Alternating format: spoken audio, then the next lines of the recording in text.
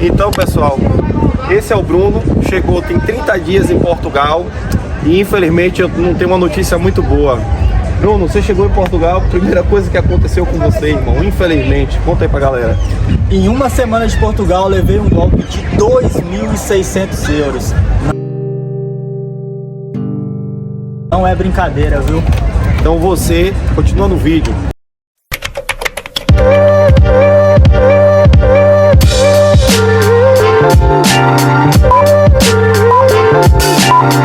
Fala galera, somos a família Leite pelo Mundo, 1 ano e meio em Portugal, como você já sabe.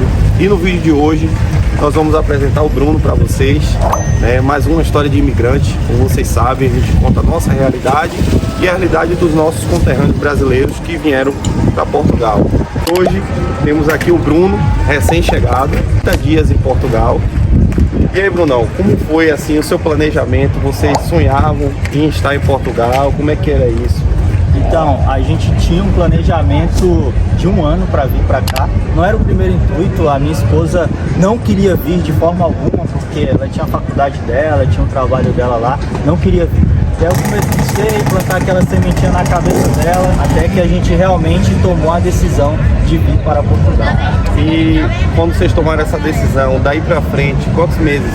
Foram 10 meses a 1 ano ali, planejando, se preparando financeiramente, emocionalmente, porque a minha esposa tem esse lado emocional ali mais voltado à família dela, à distância e tudo mais. Nunca saiu de casa, né? Então vir para outro país com certeza ia ser um baque para ela. Então é isso que a gente fala, galera. Não é só a questão financeira, também tem a questão psicológica, né? Você conversar com o parceiro ou a parceira, né? Se você aí tiver compromisso, né, com alguém. Ver a questão familiar também, que às vezes a pessoa tem um parente que já está numa situação terminal, está doente. Como eu conheci uma imigrante aqui que tinha 3 meses aqui, o pai já estava numa situação terminal, precisou voltar porque o pai veio a óbito. Então é pesado. Então planejem, ele já pensava nisso há 1 ano atrás. Depois que a esposa aceitou o plano, passou mais 10 meses para frente, ou seja, 1 ano e 10 meses, planejando, vendo direitinho a questão do país, as leis, como é que ele ia fazer, como ia trazer o dinheiro. Então, direto ao assunto, assim, você chegou em Portugal, teve algum problema na imigração, alguma questão que você queira pontuar aqui com a gente? Não, a imigração foi bem tranquila, a gente estudou bastante sobre isso, a gente tinha roteiro de viagem, tinha volta, tinha tudo realmente para não dar errado, foi muito tranquilo. Inclusive o senhor lá que nos atendeu era ex-militar e ele descobriu que eu era ex-militar também. Fizemos até uma amizade ali inusitada, trocamos insígnias, foi muito tranquilo, né? Não teve problema algum. Então, você veio direto pro Porto? Não, a gente primeiro veio a Lisboa, ficamos 1 semana hospedado em Lisboa. Foi quando eu tive a infelicidade de conhecer a pessoa que prestou um tal serviço relocation e acabou me dando um golpe no final das contas. Então você contratou um serviço de relocation para conseguir uma casa aqui no Porto, quando você estava em Lisboa. Sim, faltando um dia para eu vir para Lisboa, eu acabei fechando o negócio com essa senhora. Ela disse para eu fazer a transferência do senhorio, que ela estava com o senhorio lá no lugar e tudo mais. Ela mandou a foto do contrato assinado por ela, porque chegando aqui ia fazer toda essa alteração. Ela deu a conta juntamente com os documentos desse possível senhorio, que era em português. Eu fui lá, fiz o depósito para a conta dele, não deu certo, incrivelmente não deu certo. Eu senti meio que forçado eu fazer o depósito para ela. E aí eu fiz o depósito para ela, a princípio estava ocorrendo tudo bem. Quando eu cheguei no Porto, e aí a gente ainda conseguiu entrar na casa, pegamos a chave e tudo mais.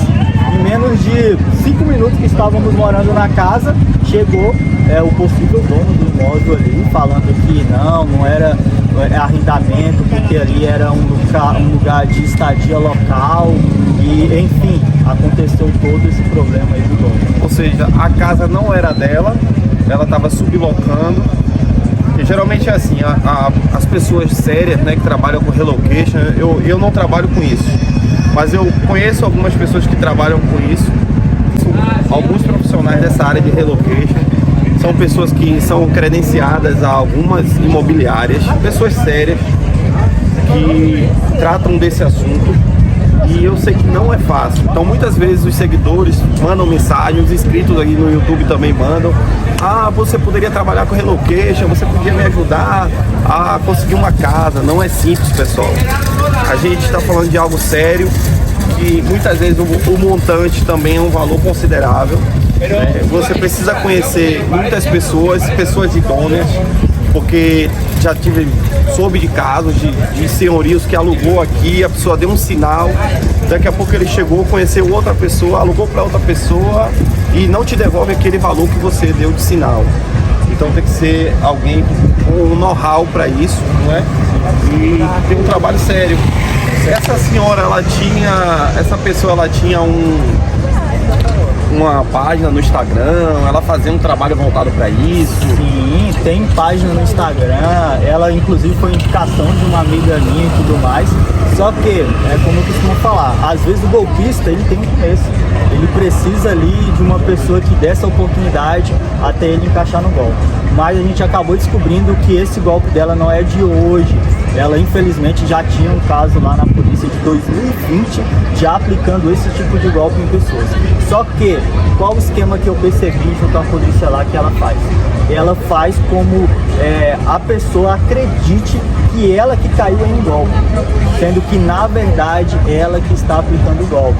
Então meio que ela terceiriza: não, eu contratei com esse senhorio e ele que me deu o golpe e tal, sendo que no final das contas é ela que está burlando. O que fica muito difícil da própria pessoa ir lá e dar queixa na polícia, porque quando eu vim a descobrir, desconfiar dela, eu falei: não, quer saber, eu vou chutar o balde, vou na polícia, vou dar queixa. A primeira coisa que ela virou e falou pra mim: ai, você não pode ir na polícia porque senão você vai ser preso, que não sei o que. Então, minha senhora, eu não tô ilegal, eu tô dentro do meu direito, sou turista até então e tal, vou sim, vou dar queixa. Ela: não, pode ir porque eu já dei queixa e tal.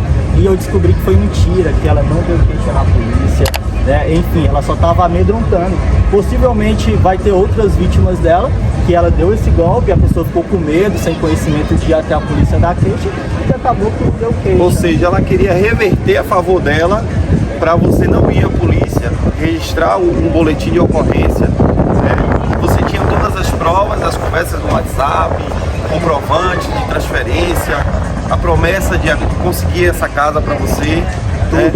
E o valor, quanto é que foi mesmo o valor? 2.600 euros. Ela cobrou 650 do serviço dela de relocation e foram 1.950 ali do possível arrendamento, que não durou 5 minutos. E seria o que, um apartamento, uma casa? Seria um T2 na região de Porto, é um apartamento ali. A gente chegou, o apartamento era lindo, era maravilhoso e incrível, assim, a gente tava tão cego, tão, sabe, assim, emocionado, né, que a gente já tava conseguindo as coisas e tal, era lindo e tudo mais, mas alguma coisa não tava se encaixando, igual, por exemplo, o armário. A gente via que era um armáriozinho pequeno, não dava pra colocar uma compra mensal, por exemplo, mas a gente meio que, na felicidade... Parecia uma casa de boneca. Não, era maravilhoso, no final das contas... É triste, porque assim... independente de ser brasileiro, português, italiano, para mim não interessa, né? É um golpe, é algo que você se planejou financeiramente, psicologicamente, é um sonho. Você está vivendo uma realização e uma pessoa vem querer subtrair o fruto do seu suor, né? Do seu trabalho. Eu tenho visto alguns golpes. Como eu te falei, antes da gente começar a gravar o vídeo, eu estava conversando com você. Tem um amigo nosso que tomou um golpe de 1.200 euros também, né? No OLX aqui em Portugal. Ele foi na casa, a pessoa abriu a porta, mostrou a ele, e quando ele pagou, a pessoa sumiu. Então assim, tenham cuidado, galera. O vídeo do Bruno, ele que se colocou à disposição para gravar com a gente, porque ele não quer que vocês também caiam nesse golpe, tá? É um alerta, porque às vezes as pessoas ficam iludidas no Brasil. Ah, não, porque na Europa não tem pessoas erradas, não tem pessoas que cometem crimes. Tem sim, tem igual ao Brasil, só que a gente tem uma infinita distância, né? O Brasil tem 220 milhões de habitantes, aqui tem 10 milhões. Claro que vai ter uma disparidade nos casos. Aqui tem infinitamente menos casos, mas existem, né? E eu sou a prova disso, né? Então a gente veio, o brasileiro é desconfiado com tudo. Então não pense que eu caí de bandeja porque eu fui leigo, que não sei o que. Não, eu sabia como funcionava certas coisas e tal, havia estudado, né, em alguns vídeos e tudo mais. Foi uma indicação. Foi indicação. Foi uma pessoa que tinha página, ou seja, era uma pessoa pública na internet. Era uma pessoa que te mandou foto de contrato. Sim, né? Tinha tudo. Só que no pequeno detalhe que ela fez, muito bem manipulado, foi onde que a gente caiu no golpe, né? E infelizmente foi o que aconteceu. Então, eu tava aqui dando uma olhada. O valor do euro pro real, do golpe que vocês tomaram, são 14 mil reais.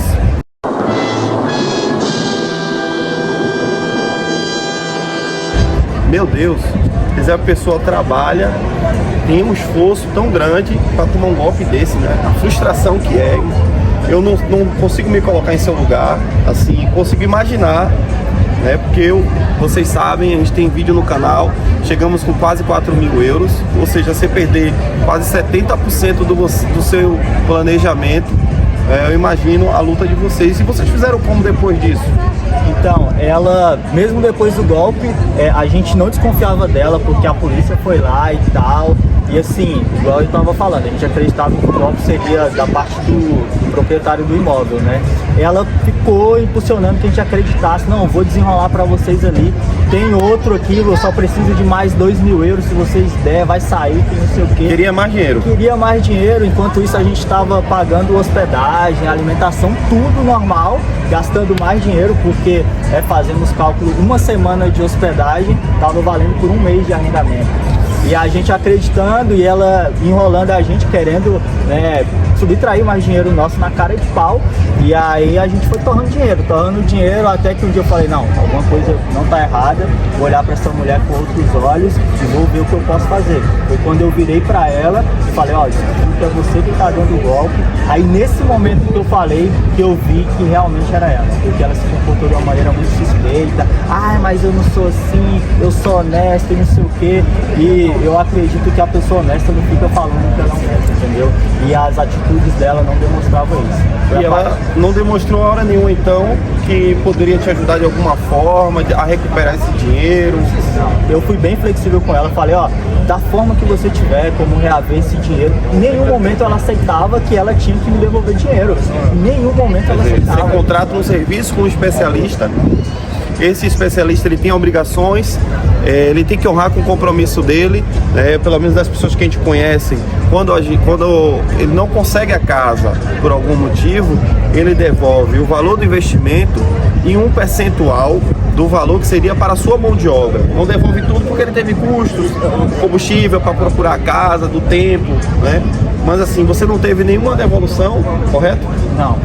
A única coisa que ela disse que fez foi pagar alguns dias de um hostel para nós, do nosso próprio dinheiro, que estava com ela ainda, 650. Foi isso que ela utilizou, falando, mentindo pra gente. Pessoal, como vocês sabem, a gente geralmente faz vídeo curto, né? A gente não pretende também deixar você muito tempo preso nesse vídeo, até para que você entenda melhor a situação, a história do Bruno. A gente vai fazer a parte 2. E eu peço que você curta esse vídeo, compartilhe, faça comentários construtivos. Aqui ninguém é juiz da vida de ninguém, da história de ninguém. Essa foi a situação dele. Ele tem as melhores intenções, que é compartilhar para que você não caia no golpe, assim como ele caiu, tá bom? Compartilhe aí com seus amigos e até o próximo vídeo. Eu te espero na parte 2. Vai ter a parte 2 dessa história, viu?